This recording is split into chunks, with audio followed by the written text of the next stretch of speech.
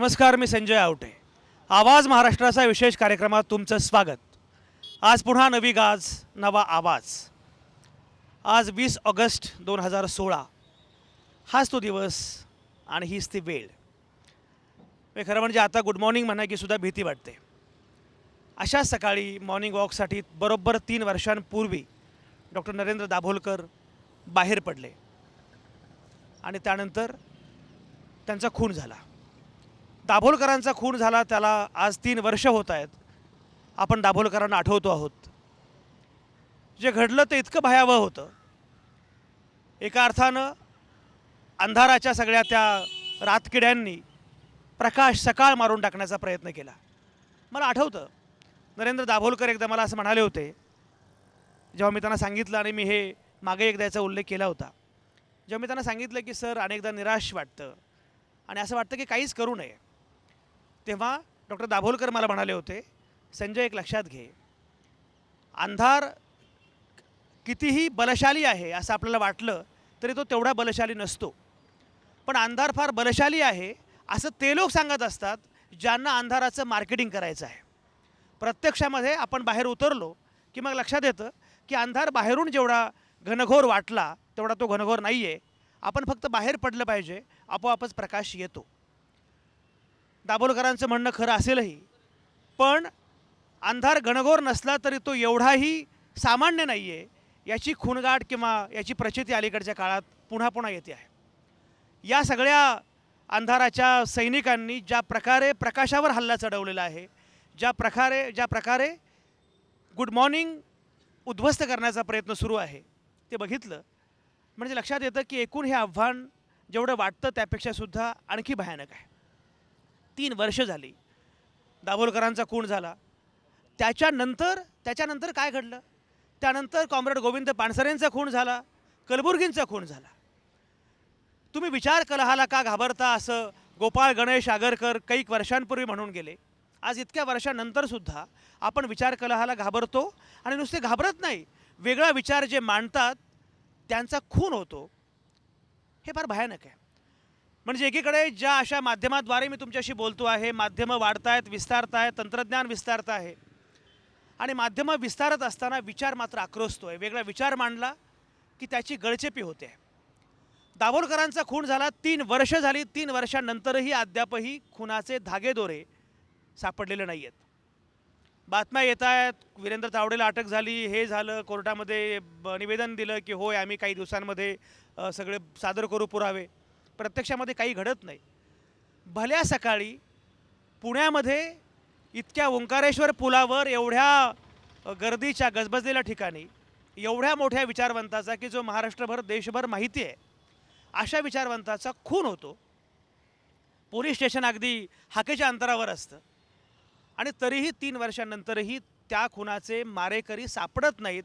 ही घटना महाराष्ट्राला काळीमा फासणारी तर आहेच, पण आपल्यापैकी प्रत्येकाला अस्वस्थ करणारी आहे, असुरक्षित करणारी आहे. नथुराम गोडसेनं महात्मा गांधींचा खून केला, त्यानंतर या प्रकारची एवढी अस्वस्थ करणारी घटना अजिबात झालेली नव्हती. भल्या सकाळी एका वयोवृद्ध माणसावर कोणीतरी गोळ्या झाडतं आणि तोही माणूस महाराष्ट्राला माहिती असणारा, देशाला जगाला माहिती असणारा असा विचारवंत लढवय्या कार्यकर्ता असतो आणि काहीच घडत नाही. पोलीस काही करत नाहीत, सरकार काही करत नाही. सरकार बदलतं, चेहरे बदलतात, मंत्र्यांची नावं बदलतात, ज्यांना जाब विचारायचा ते मंत्री बदलतात, पण प्रत्यक्षामध्ये व्यवस्था मात्र तीच राहते. त्यामुळे एकीकडे दाभोलकर गेले ही अस्वस्थता आहे, त्यांचा ज्या प्रकारे खून झाला ती अस्वस्थता आहे, पण त्यापेक्षाही जास्त अस्वस्थता त्यानंतर काही घडत नाही. उलट पक्षी तपास तर नाहीच, उलट पक्षी आणखी 2 विचारवंत कार्यकर्ते मृत्युमुखी पडतात, त्यांचे खून होतात. पण हे सगळं घडत जरी असलं तरी त्याचवेळी एक अतिशय महत्त्वाचा भाग तोही नोंदवला पाहिजे. तो असा आहे की एकीकडे दाभोलकर गेल्यानंतर अस्वस्थता आहे, निराशा आहे, विषाद आहे, आणि त्याचवेळी डॉक्टर दाभोलकरांच्या नावानं एक नवी सांस्कृतिक सामाजिक क्रांती येऊ पाहते आहे.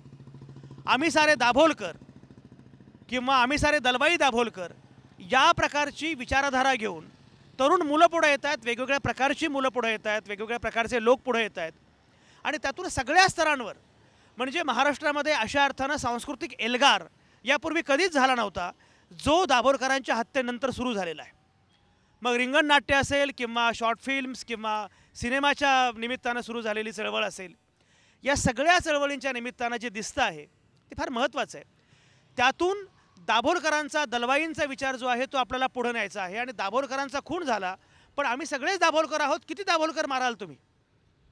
आणि सगळ्यात महत्त्वाचं मला जे वाटतं ते म्हणजे दाभोलकरांच्या हत्येनंतर कार्यकर्ते अस्वस्थ झाले असले तरी पण ते निराश नाहीत. आणि सगळ्यात महत्त्वाचं म्हणजे संतप्त किंवा सूड भावना त्यांच्यामध्ये नाही आहे. उलट पक्षी दाभोलकरांच्या हत्येनंतर 3 गोष्टी घडलेल्या आहेत सामाजिक स्तरावर. पहिला मुद्दा म्हणजे हिंसेला हिंसा हे उत्तर नाही आहे, हिंसेला नकारच दिला पाहिजे याची झालेली जाणीव. दुसरा मुद्दा म्हणजे जात धर्म याच्या पलीकडे आपण एकाच बोटीवर आहोत, आपण एकाच प्रकारचे प्रवासी आहोत याची जाणीव सगळ्यांना झालेली आहे. त्यामुळे सगळ्या जात धर्मांचे लोक आता या परिवर्तनवादी लढ्यामध्ये वाढत आहेत. पूर्वी अंधश्रद्धा निर्मूलन समिती आणि नरेंद्र दाभोलकर हे शब्द समानार्थी होते, पण आता केवळ अनिसच नाही आहे, सगळ्या माध्यमातून परिवर्तनाची चळवळ उभी राहते आहे. हा दुसरा मुद्दा आहे. आणि तिसरं म्हणजे तरुण मंडळींच्या हातामध्ये आता नवं माध्यम आहे. व्हॉट्सॲप असेल, सोशल मीडिया असेल, कॅमेरा असेल किंवा आणखी बाकीची माध्यमं आहेत. या सगळ्या माध्यमांचा उपयोग करून परिवर्तनाच्या कामासाठी ही माध्यमं जुंपण्याची एक नवी चळवळ उभी राहते आहे. त्यामुळे दाभोलकरांचा खून करून आपण चूकच केली असं दाभोलकरांच्या मारेकरांना वाटावं असा आजचा काळ आहे. कारण एक दाभोलकर गेले, पण एवढे दाभोलकर उभे राहत आहेत. आणि ते केवळ 20 ऑगस्टला येऊन मेणबत्त्या पेटवणं किंवा काहीतरी निषेध व्यक्त करणं किंवा केवळ आंदोलन करणं एवढंच त्यांचं काम नाही आहे. दाभोलकर गेल्यानंतर एक ठोस शाश्वत अशा प्रकारची चळवळ उभी राहते आहे. मी मगाशी उल्लेख केल्याप्रमाणे सांस्कृतिक एल्गार उभा राहतो आहे, एक नवी क्रांती येऊ पाहते आहे. हे सगळ्यात जास्त आश्वासक आहे. आणि म्हणून एकीकडे डॉक्टर नरेंद्र दाभोलकर गेले याची अस्वस्थता मनात कितीही असली, आणि मी सांगितलं की दाभोलकर गेले, it was my personal loss. व्यक्तिशः दाभोलकरांचे आणि माझे काय संबंध होते, म्हणजे मी नेहमी म्हणतो की केवळ जैविक नात्याने काही कोणी केवळ मुलगा मुलगी होत नाही. हमीद आणि मुक्ता हे ज्याप्रमाणे दाभोलकरांची मुलं आहेत तेच नातं माझंही डॉक्टर दाभोलकरांशी आहे. असं महाराष्ट्रातल्या अनेकांचं आहे की ज्यांना असं वाटतं की माझा माणूस गेला, माझ्या घरातला माणूस गेला.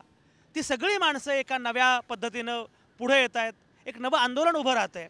आणि असं म्हटलं जातं की महाराष्ट्र हा तसा स्थितिशील असा झालेला असताना या एका घटनेमुळे मात्र महाराष्ट्र हादरला आहे, आतून बाहेरून हादरला आहे. आणि एक नवी चळवळ, नवं आंदोलन उभं राहतं आहे. त्यांना एक कॉज मिळालं आहे, त्यांना एक प्रयोजन मिळालेलं आहे. आणि त्यामुळे परिवर्तनाची वाट आणखी प्रशस्त झालेली आहे.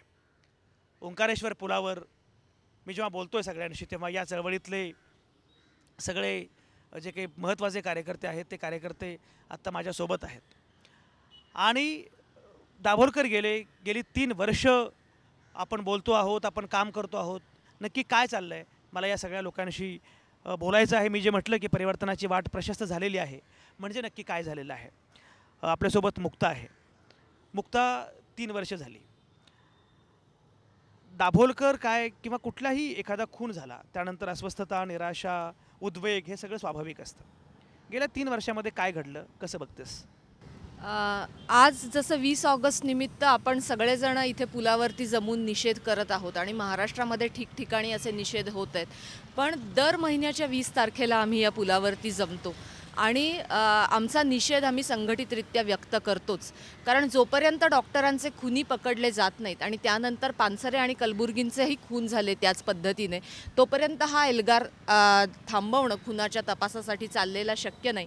ज्या विठ्ठलरामजी शिंदे पुलावरती आज आपण उभे आहोत तिथे बघितलं तर अक्षरशः जिथे खून झाला त्याच्यापासून 100 फुटाच्या अंतरावर 2 बाजूला पोलीस चौक्या आहेत, नाकाबंदी होती इथे. असं असताना देखील खुनी निसटून जाऊ शकले. त्यानंतर जेव्हा तावडेंना अटक झाली, समीर गायकवाडला अटक झाली, या दोन्ही अटकांनंतर असं वाटलं की अरे पुणे, सातारा, कोल्हापूर या भागात वावरणारी आणि नेटवर्क असणारी ही माणसं होती. तर हे कसं काय याच्यावरती विश्वास ठेवायचा की पुणे पोलिसांना ही माणसं सापडूच शकली नाहीत. दुसरी गोष्ट म्हणजे जर का अशा पद्धतीने खून करणारी माणसं वेळीच पकडण्यात आली असती तर पुढचे 2 खून टळू शकले असते. त्यामुळे या सगळ्याकडे बघताना असं वाटतं की एका बाजूला माणूस मारून विचार संपत नाही हा विचार घेऊन समाजात उभे राहणारे महाराष्ट्र अंधश्रद्धा निर्मूलन समितीचे आणि समविचारी कार्यकर्ते, आणि दुसऱ्या बाजूला हा तपास योग्य दिशेने व्हावा यासाठी चाललेला प्रयत्न. कारण आपण हिंसेला कधीच हिंसेने उत्तर देणार नाही आहोत. आपलं हिंसेचं उत्तर हे विवेकीच असणार आहे.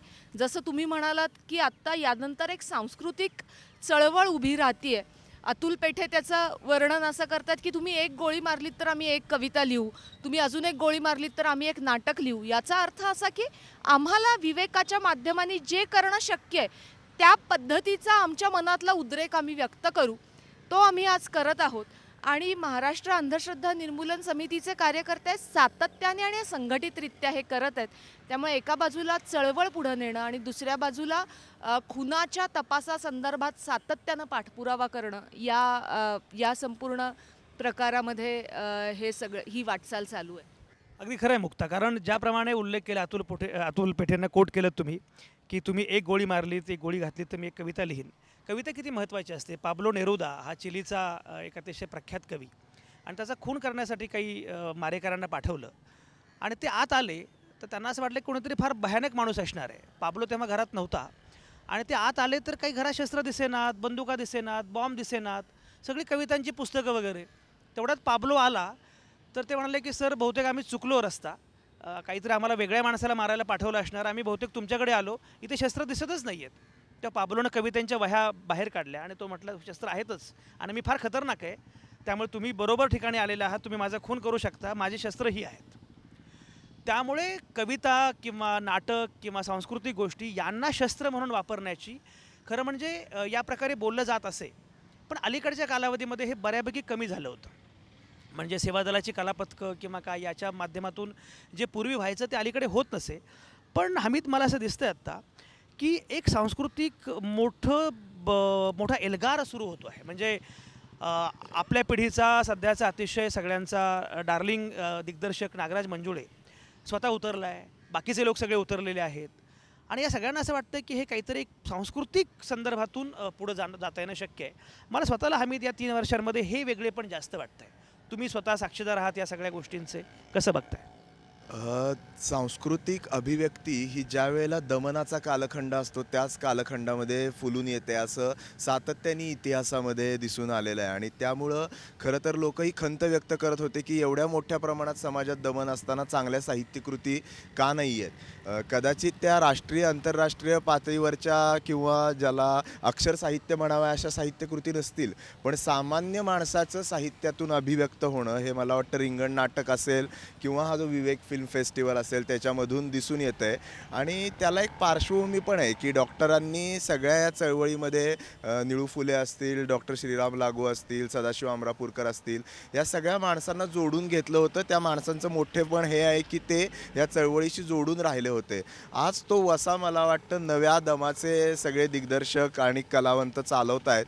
ही मला अनिसासाठी खूप आश्वासक बाब आहे, महाराष्ट्रासाठी आश्वासक बाब आहे. जवळजवळ 500पेक्षा अधिक रिंगण नाटकाचे प्रयोग झाले. संजय बनसोडे आमचे कार्यकर्ते इस्लामपूरचे आहेत, राज्य सरचिटणीस, सॉक्रेटिस ते दाभोळकर, पानसरे वाया तुकाराम नाटकाचे जवळजवळ 150 प्रयोग झाले. सॉक्रेटिस ते दाभोलकर हा फार महत्त्वाचा प्रयोग आहे. संजय, आत्ता जो हमीदनं उल्लेख केला आणि मी जे सातत्यानं म्हणतो आहे की मुळामध्ये सांस्कृतिक संदर्भातून तुम्हाला विचार मांडता येणं शक्य आहे आणि एक सांस्कृतिक चळवळ उभी होणं हे फार महत्त्वाचं जे आहे ते अलीकडच्या काळात दिसतंय.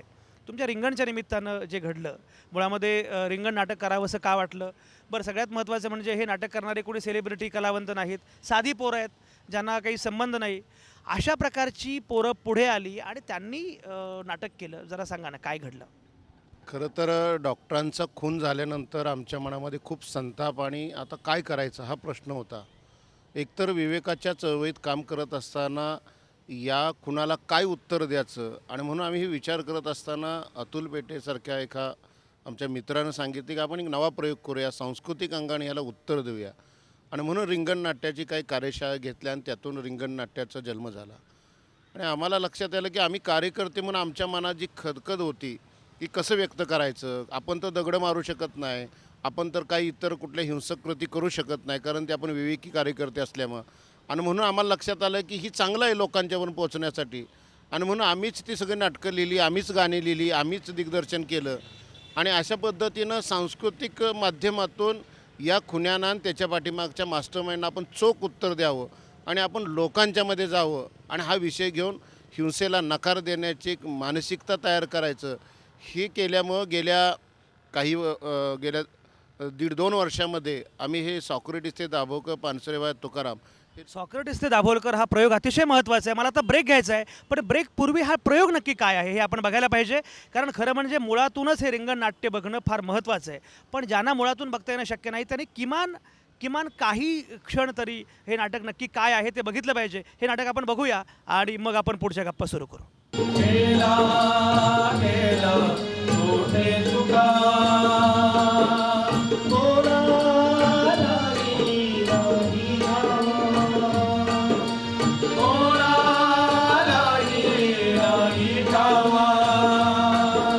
नरेंद्रजी दाभोळकर आंदोलन करत आहेत तरी आपण त्यांच्याशी थेट संपर्क करू.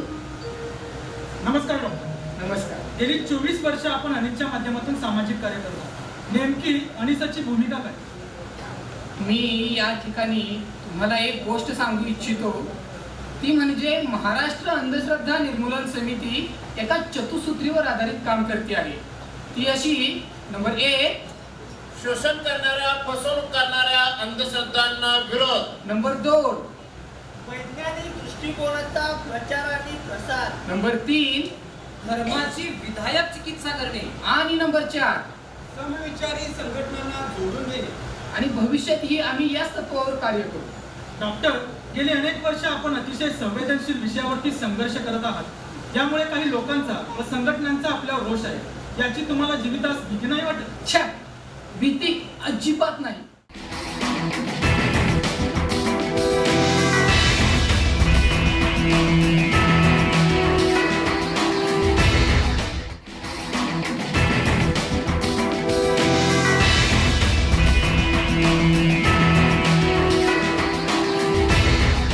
तुमचं पुन्हा एकदा स्वागत.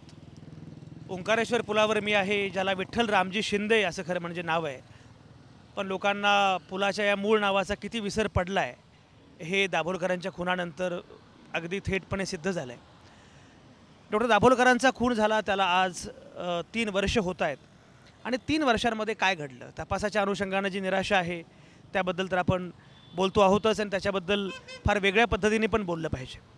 पण गेल्या 3 वर्षांमध्ये परिवर्तनवादी चळवळीला ज्या प्रकारे बळ मिळालेलं आहे आणि जर तुम्ही आमचा खून करणार असाल, तुम्ही गोळी घालणार असाल तर आम्ही उलटपक्षी अधिक की तोडीला तरू फुटे अधिक भराने या पद्धतीनं परिवर्तनवादी चळवळीला आणखी बळ मिळालं आहे. मुक्ता मगाशी सांगत होती, हमीद सांगत होता, संजय सांगत होते रिंगणच्या निमित्तानं. हे सगळे प्रयोग जे आहेत ते फार महत्त्वाचे आहेत. आणि आत्ता अविनाश पाटील माझ्यासोबत आहेत, अनिसचे कार्याध्यक्ष आहेत. आणि सगळ्यात महत्त्वाची गोष्ट म्हणजे गेल्या 3 वर्षांमध्ये अंधश्रद्धा निर्मूलन समिती, मी सुरुवातीला असं म्हटलं गेलं होतं की दाभोलकर गेल्यानंतर अंधश्रद्धा निर्मूलन समिती संपेल, कारण एवढा मोठा चेहरा या चळवळीला मिळाला होता, तो आता असणार नाही. पण गेल्या 3 वर्षामध्ये उलटं घडतं आहे. दाभोलकरांच्या नेतृत्वाखाली अनिसनं जे लढे दिले त्यालाही एवढं यश मिळालं नसेल जेवढं गेल्या 3 वर्षांमध्ये मिळालं. अविनाश पाटील आपल्यासोबत आहेत. अविनाश पाटील, गेल्या 3 वर्षांमध्ये दाभोलकर गेल्यानंतरची अनिस काय?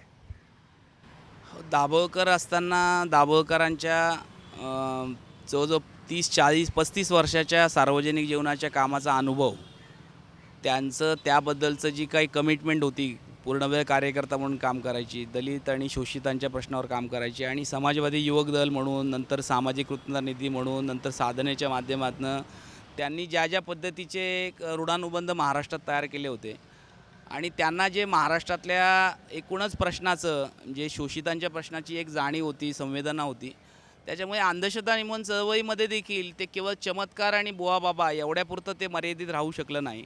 त्याच्या पुढे जाऊन एकूणच मानवी हक्काच्या अंगाने धर्म आणि जातीच्या माध्यमातून होणाऱ्या शोषणाला पण आपण कसं आव्हान देऊ शकतो असा प्रयत्न डॉक्टरांचा नेहमी राहिला आहे, मला असं दिसतं. आणि त्याची एक पायाभरणी काही प्रमाणात डॉक्टरांनी त्यांच्या कार्यकर्तृत्वाने संघटनेच्या गेल्या 20-25 वर्षाच्या वाटचालीमध्ये केलेली होती.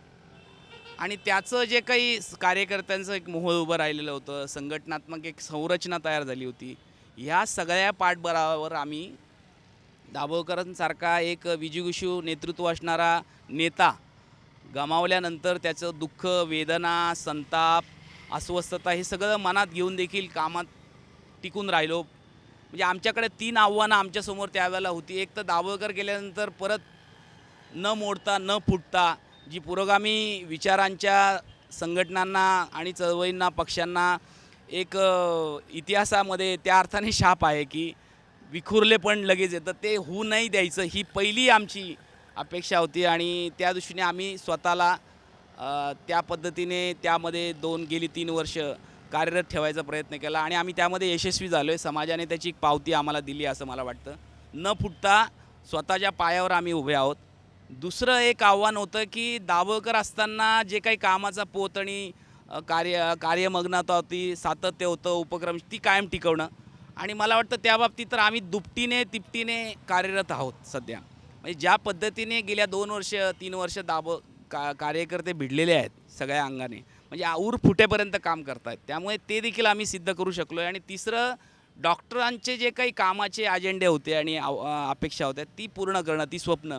त्यामध्ये जादूटोणाविरोधी कायद्याच्यासाठी डॉक्टर नरेंद्र दाभोळकरांनी ज्या पद्धतीने रक्ताचं पाणी केलं, 20 वर्ष सतत एक अधिवेशन विधिमंडळाचं चुकलं नाही की ज्यावेळेला दाभोळकर तिथं त्या विधिमंडळाच्या सचिवालयाच्या पायऱ्या चढल्या नसतील.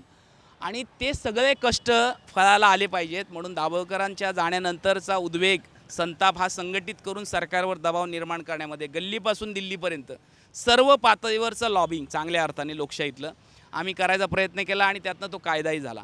म्हणजे ह्या तिन्ही गोष्टी आम्ही करू शकलो. आणि अजून काही गोष्टी ज्या बीजारोपण झालेल्या होत्या त्या पुढे नेणं, त्यामध्ये शेवटच्या 2 वर्षामध्ये, वर्षभरामध्ये कदाचित 6 महिनेच दाभोळकरांच्या पुढाकाराने जे जात पंचायतीला मुठमाती अभियान आम्ही सुरू केलं होतं, त्याच्या व्याप्ती वाढत गेली, त्याचा आवाका प्रचंड निर्माण झाला आणि त्यामध्ये कायदा पाहिजे स्वतंत्र अशी मागणी झाली आणि तो कायदा आम्ही मंजूर करून घेऊ शकतो. स्वच्छता, सौंदर्य हे शेवटी केवळ बाहेरून नसतं, ते आतून पण असतं.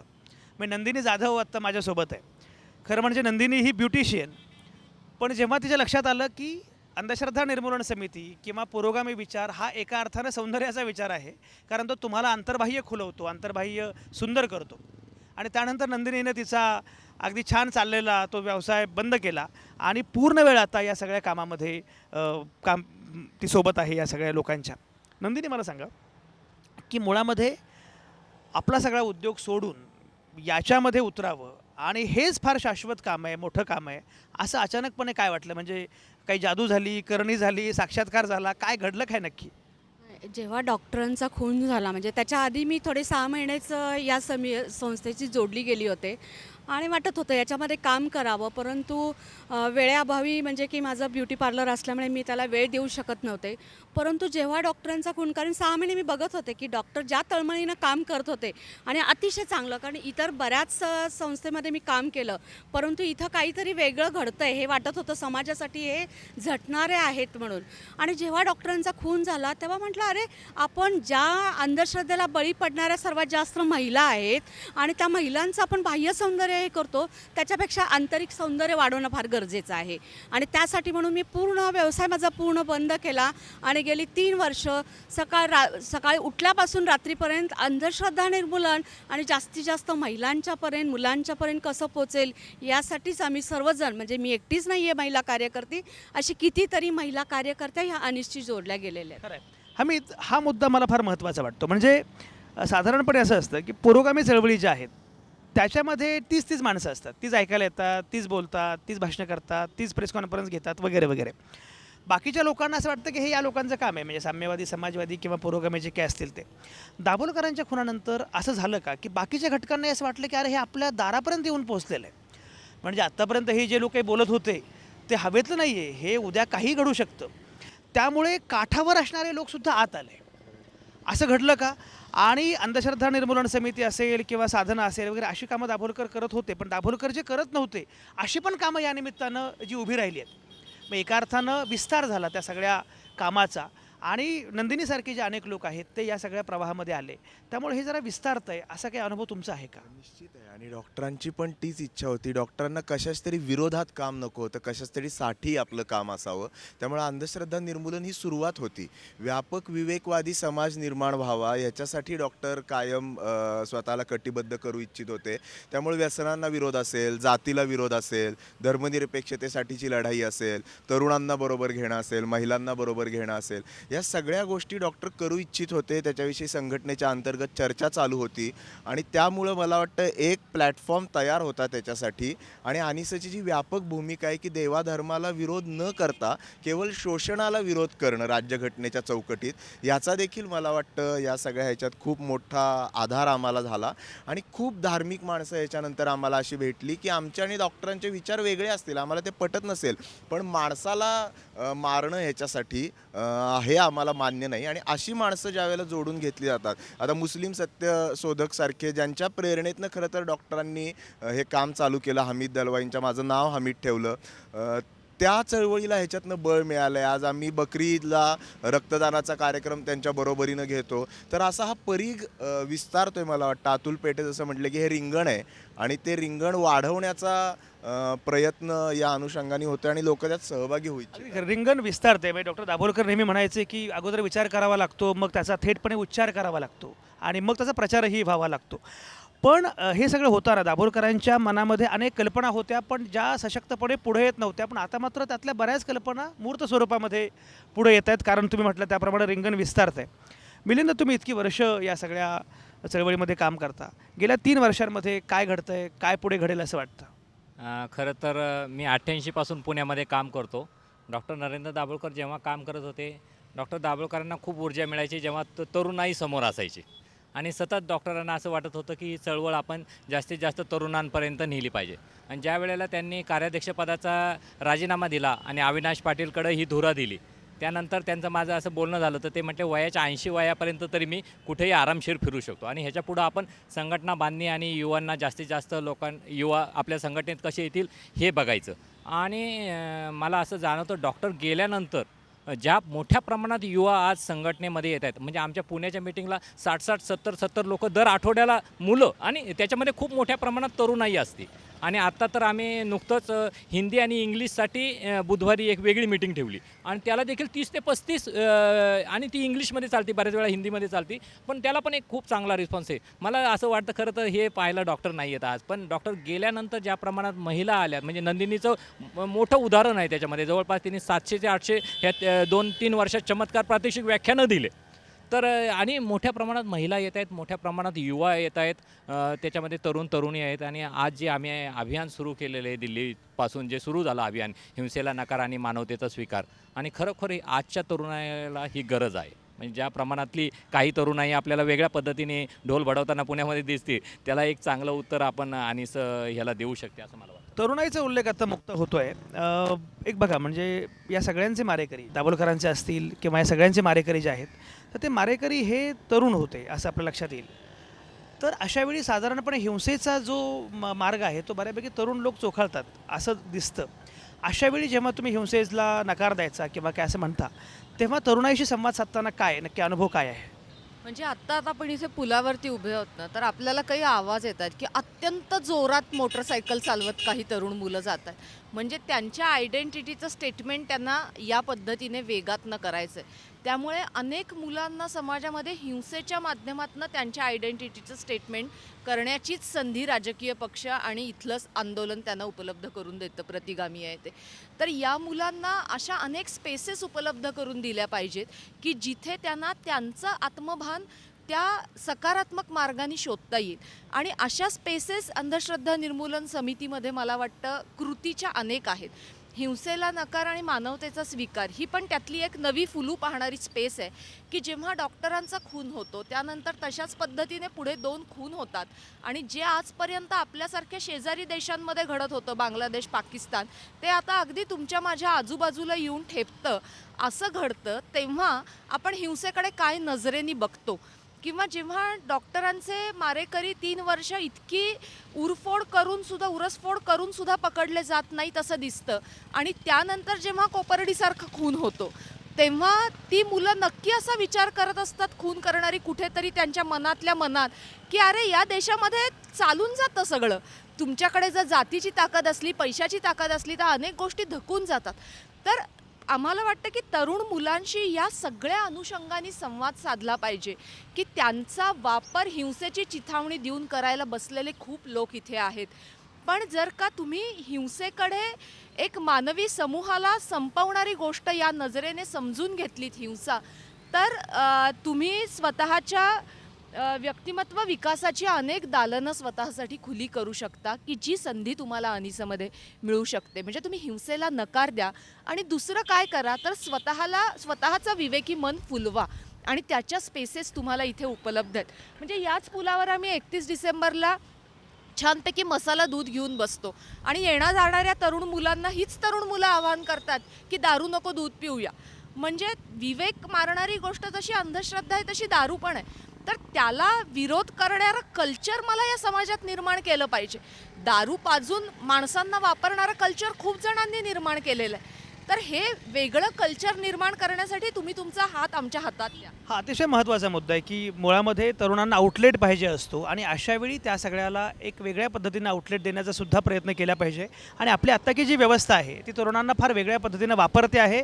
अशावेळी या सकारात्मक दिशेनं जाणं हे तेवढंच महत्त्वाचं आहे. आम्ही मगापासून असं बोलतो आहे की मुळामध्ये दाभोलकर गेल्यानंतर चळवळ आक्रसली नाहीच, उलट ती विस्तारली. काय म्हणणं आहे?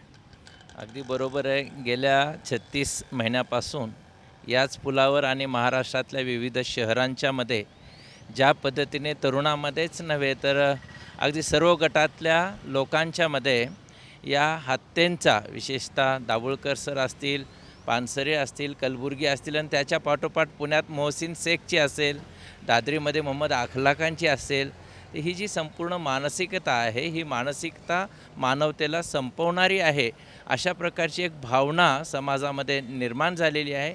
आणि त्यातूनच एक ही चळवळ जी आहे, अंधश्रद्धा निर्मूलन चळवळ असेल किंवा अन्य पुरोगामी चळवळींनासुद्धा ज्यांच्या पाठीशी दाभोळकर सर होते, की ज्यांच्या प्रेरणेतून अनेक संघटना उभ्या राहिलेल्या होत्या, चांगल्या पद्धतीने कार्यरत झालेल्या होत्या, त्या सर्वांनाच या गोष्टीचा क्लेश आहे. आणि मधल्या काळामध्ये वाटत होतं की याचे खुनी जे आहेत ते सापडू शकतील, एक आशावाद निर्माण झालेला होता. पण तो सुद्धा पुरेशा प्रमाणात दाभोलकरांच्या हत्येनंतर मुस्लिम सत्यशोधकला एक वेगळं बळ मिळालं असं पण दिसतं आहे. अगदी बरोबर आहे की आपल्याला कल्पनाच असेल की हमीद दलवाई यांना दाभोळकरांनी फार जवळचा मित्र मानलेला होता. त्यांनी म्हणजे महाराष्ट्राच्या सुवर्ण जयंती महोत्सवाच्या निमित्ताने वारसा सुधारकांचा, प्रबोधनाचा, अंधश्रद्धा निर्मूलनाचा, विवेकाचा हे जो काढलेला होता, त्या सुधारकांच्या श्रेय नामावलीमध्ये त्यांनी हमीद दलवाईंची सुद्धा उल्लेख केलेला होता. एकीकडे दाभोलकरांच्या हत्येनंतर निराशा, अस्वस्थता येईल, कार्यकर्ते नाउमेद होतील असं वाटत असताना प्रत्यक्षात मात्र हे रिंगण विस्तारतंय. जे काठावर होते ते आत येत आहेत, त्यामुळे वेगवेगळे प्रवाह आणखी सशक्त होत आहेत आणि त्यामुळे परिवर्तनाची जी चळवळ आहे ती गतिमान झालेली आहे असं एकूण सगळ्यांशी बोलताना दिसतंय. दाभोलकर खरं म्हणजे बहुआयामी व्यक्तिमत्व होतं. म्हणजे अनिसा असेल, त्याचवेळी परिवर्तनवादी सगळी लढाई असेल, व्यसनमुक्ती असेल, विवेकाचा जागर असेल, आणि त्याचवेळी डॉक्टर नरेंद्र दाभोलकर हे ख्यातनाम संपादक होते, फार मोठे लेखक पण होते. ख्यातनाम संपादक, लेखक नरेंद्र दाभोलकर नक्की काय होते? संपादक दाभोलकरांना सुद्धा मला आठवायचं आहे, त्यांचं स्मरण करायचं, त्यांनी नक्की काय केलं? संपादक दाभोलकरांनी नक्की साधनेचे संपादक म्हणून किंवा लेखक म्हणून नक्की काय केलं? मी आता जाणार आहे साप्ताहिक साधनाच्या कार्यालयामध्ये आणि नरेंद्र दाभोलकरांची संपादकीय कारकीर्द जी आहे तिचा धांडोळा घेण्याचा आपण थोडासा प्रयत्न करूया. तुम्ही कुठेच जाऊ नका. आता या क्षणी मी घेतोय एक छोटासा ब्रेक.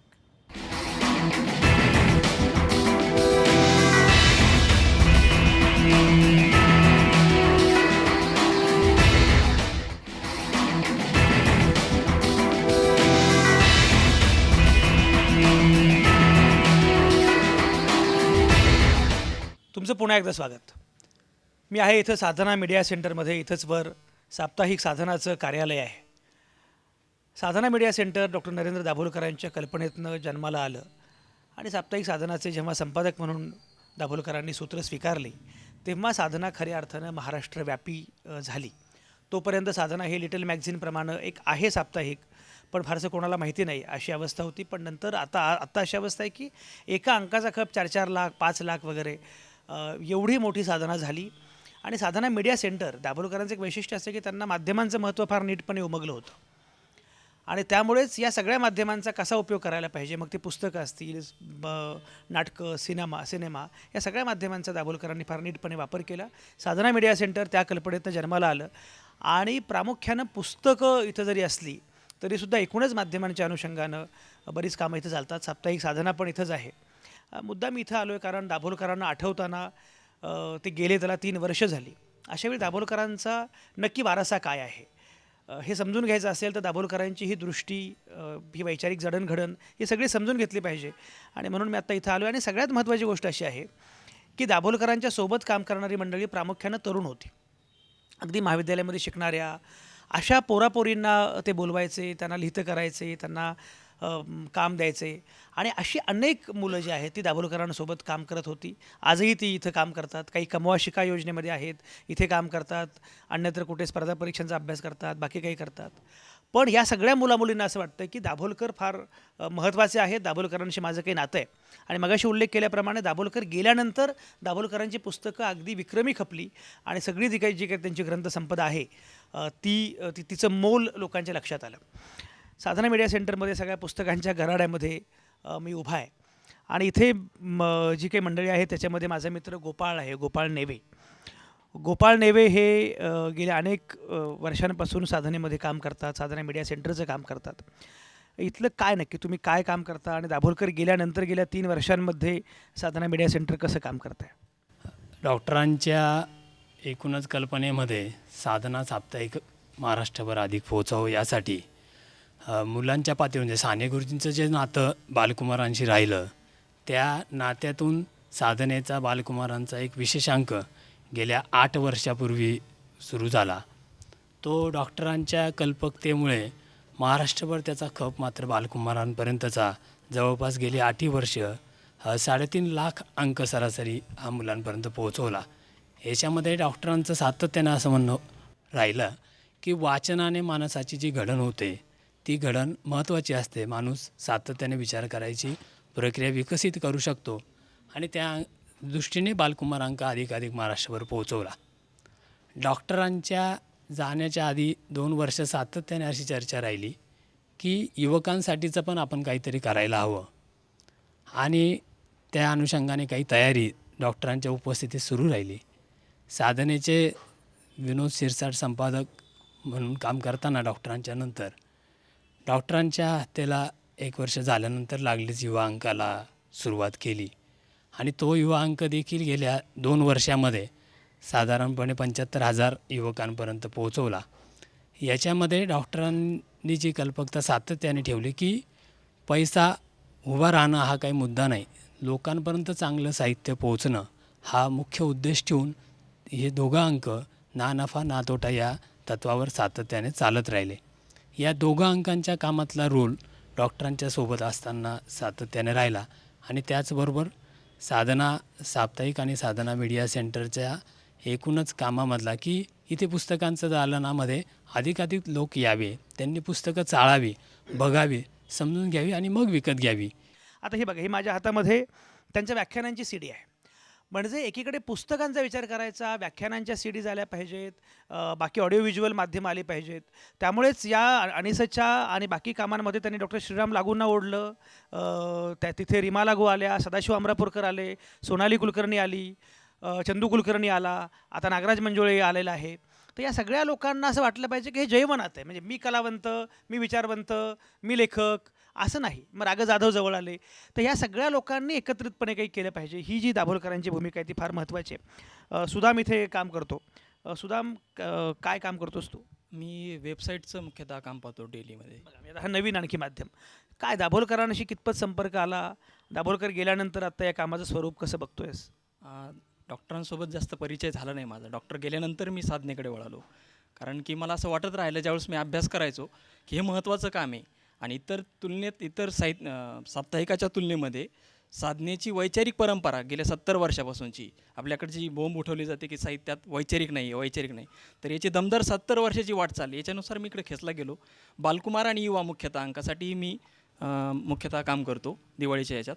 शाळा महाविद्यालयात जाऊन त्याचा प्रचार वगैरे करणं, तो अंक घेण्यासाठी जास्तीत जास्त पावसावा म्हणून. आणि मुख्यतः वेबसाईटसाठी डेलीमध्ये काम करतो. अंक व्यवस्थितरित्या रोज त्याच्यावर आठवड्याला टाकणं, त्याच्यावरचे पुस्तकाचे. बरोबर. एकूण सगळी माध्यमं आणि दाभोलकर गेला चित्रलेखा ही सगळीच महत्त्वाची आहेत. चित्रलेखा जेम्स या रेव्हरंड चित्रलेखा जेम्स आहेत, बरोबर. तर रेव्हरंड चित्रलेखा जेम्स एकदम अंधश्रद्धा निर्मूलन समितीकडे कशा काय वळल्या, काय कारण काय? मूळ असं झालं की माझी आई अंधश्रद्धा निर्मूलन समितीची सभासद होती आणि त्यामुळे घरात अंधश्रद्धा निर्मूलनाचे संस्कार लहानपणापासून होते. त्याच्यामधला मुख्य मुद्दा म्हणजे चर्चची परंपरा खूप मोठी आहे आणि देवधर्म याबद्दल सगळ्या गोष्टी फार जपून बोलल्या जातात.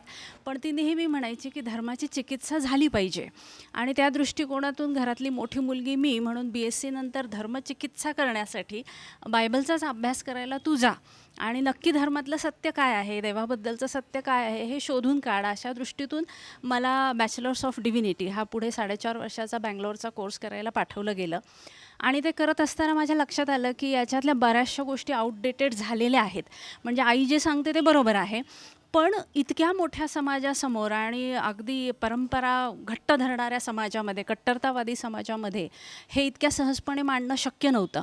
पण माझ्या पद्धतीने मी स्त्री पुरुष समानता आणि चर्च चौकटीतून बाहेर पडणं किंवा पंडिता रमाबाई जसं म्हणतात की मी ख्रिस्ती आहे, पण संस्कृतीनुसार पाहिलं तर मी आजही साडी घालते, मी आजही भारतीय परंपरा मानते. म्हणजे तसं पाहिलं तर हिंदू हा भाग मला जोडलेलाच आहे, पण मी चर्च नीती पाळणारी नाही आहे. मी येशू ख्रिस्ताने दिलेली तत्त्व पाळणारी ख्रिस्ती आहे.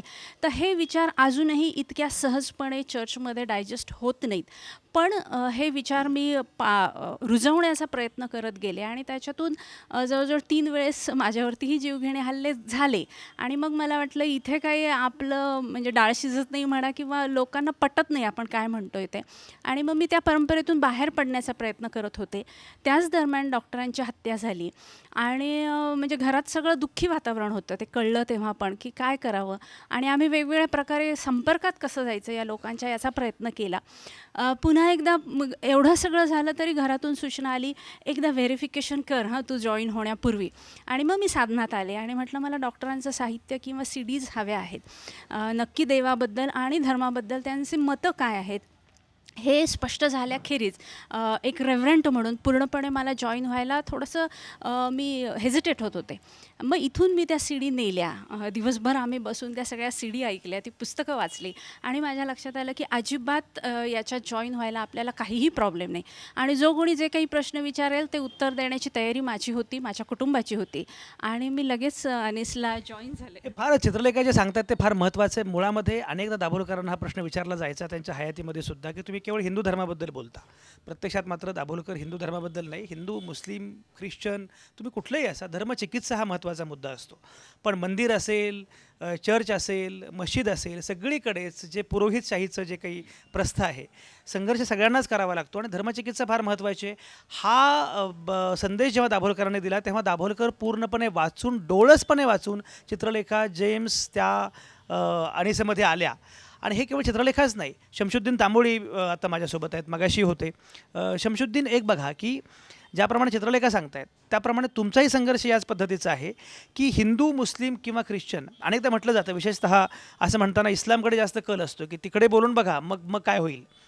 अशा प्रकारे धर्मचिकित्सेला चुकीचं मांडण्याचा प्रयत्न अनेकदा होत असतो किंवा धर्मचिकित्सा करूच नका असं पण सांगितलं जातं. तुम्ही दाभोलकरांचं वाचून किंवा ऐकून या चळवळीकडे कसं आलात, काय?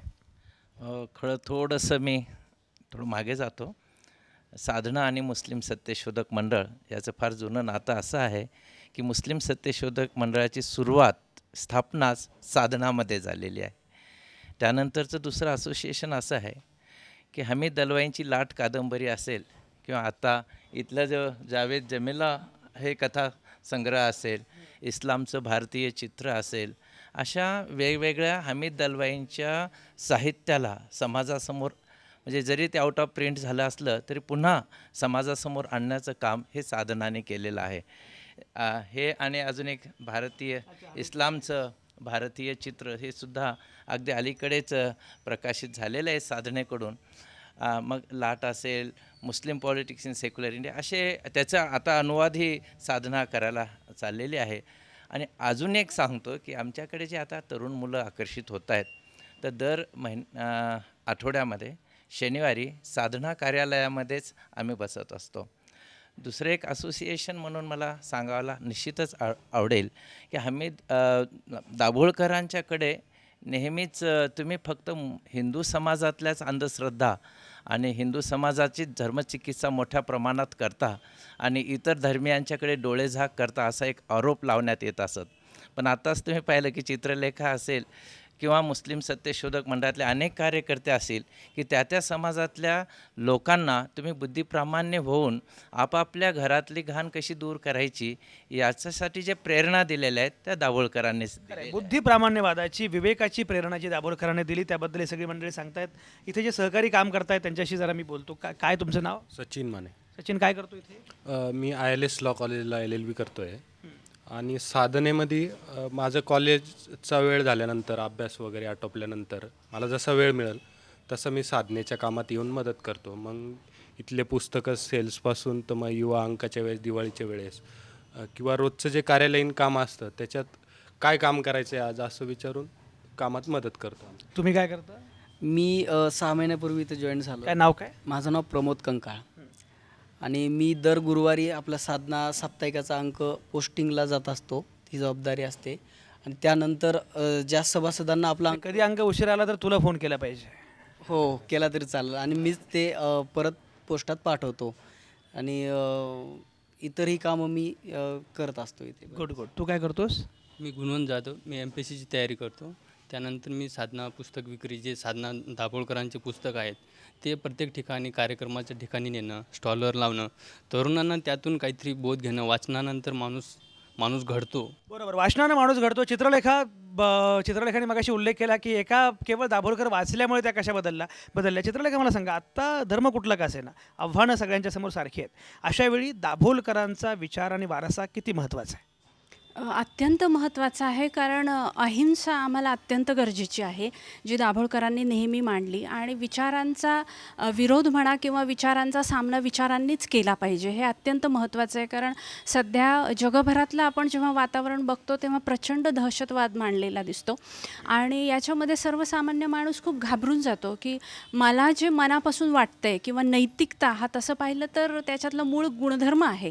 आणि ही नैतिकता पाळायला जर माणसं घाबरत असतील किंवा विवेकवाद मांडायला जर माणसं घाबरत असतील तर आपण यांना माणसं म्हणावं का? इथपर्यंतची परिस्थिती जगात निर्माण झालेली असताना डॉक्टरांचे हे विचार जगभरासाठी अत्यंत महत्त्वाचे आहेत. जगभरासाठी महत्त्वाचे आहेत, कारण सगळीकडे दहशतवादाच्या घटना सध्या केवळ भारतात नाही, जगभरात दहशतवाद ज्या प्रकारे थैमान घालतो आहे, अमेरिकेमध्ये डोनाल्ड ट्रम्प ज्या प्रकारे विखारी भाषणं करतायत, सगळीकडे जे सुरू आहे आणि धर्माचा वापर अशावेळी दहशतवादी करतायत. अशावेळी धर्माची चिकित्सा, धर्माचा खरा अर्थ सांगणं आणि धर्म मानणाऱ्या लोकांना धर्म म्हणजे काय आहे.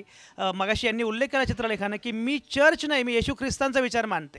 त्यामुळे धर्माचा खरा विचार हा या सगळ्याच्या पलीकडे आहे, त्या कर्मकांडांच्या पलीकडे आहे. आणि कुठलाही धर्म विखार मांडत नाही. प्रत्येक धर्म प्रेम, अहिंसा याची शिकवण देतो. या पद्धतीनं धर्माची चिकित्सा करत, धर्माची मांडणी करत पुढं जाणं, आपल्या विवेकाचा जागर सदैव ठेवणं आणि त्यासाठी आपला विवेक जो आहे तो कधीही संपू न देणं, ही सगळी जे काही आव्हानं आहेत किंवा हे सगळे जे काही जो संदेश दाभोळकरांच्या साहित्यातनं, दाभोळकरांच्या पुस्तकातून, व्याख्यानातून जो मिळतो आहे, तो धर्म तुमचा कुठलाही असो, जात कुठलीही असो, देश कुठलाही असो, ते तेवढंच महत्त्वाचं आहे. नरेंद्र दाभोळकर गेले त्याला 3 वर्ष झाली आज. असा एक दिवस जात नाही की दाभोळकरांची आठवण पुरोगामी कार्यकर्त्यांना महाराष्ट्राला होत नाही. नरेंद्र दाभोळकर गेले असले तरीसुद्धा त्यांची सगळी जी ग्रंथसंपदा आहे, त्यांची व्याख्यानं आहेत, त्यांची विचारसंपदा आहे, ती मात्र तशीच आहे. रेव्हरंड चित्रलेखा जेम्स सारख्या एका ख्रिश्चन धर्मगुरूंनासुद्धा असं वाटतं की हे तेवढंच महत्त्वाचं आहे. शमशुद्दीन तांबोळींसारख्या मुस्लिम सत्यशोधक कार्यकर्त्याला वाटतं ते तेवढंच महत्त्वाचं आहे.